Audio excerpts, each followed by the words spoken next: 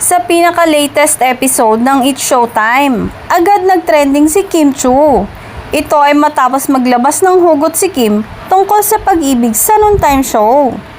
Sa kanilang pag-uusap, sinabi ni Kim na kung tunay na nagmamahal ang isang tao, ipaglalaban nila for the relationship. Kasi pag mahal mo talaga, ipaglalaban mo.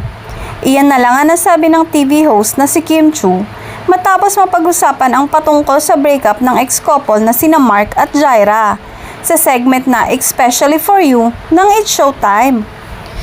Tama ba, Mark, na mas nangingibabaw sa'yo yung sakit kaya hindi mo na binalikan? Tanong ni Jong Hilario. Or hindi mo lang talaga siya ganun kamahal para hindi mo siya ipaglaban? Tanong naman ni Kim. Mahal po, syempre po, sagot naman ni Mark. Diba kasi pag mahal mo talaga, ipaglalaban mo. Dagdag pa ni Kim. Saan ang galing yun? Yung hugot. Pabirong tanong naman ni Vice Ganda. Pagkarinig nito ay agad na pinuntahan ni Vice si Kim para bigyan ito ng mahigpit na yakap.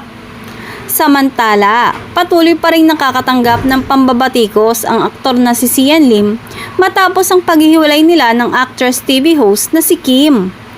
Marami sa mga netizens at mga fans ni Kim ang patuloy na sinisisi si Sian sa naging failed relationship nila ni Kim na nagtapos matapos ang 12 years nilang relasyon. Iginiit ng maraming mga netizens na kasalanan lahat ni Sian Lim ang nangyari sa kanila ni Kim. Dahil noon pa man, wala na talagang balak ang aktor sa aktres at tila ginamit lamang umano nito ang pagiging boyfriend ni Kim upang sumikat sa larangan ng showbiz.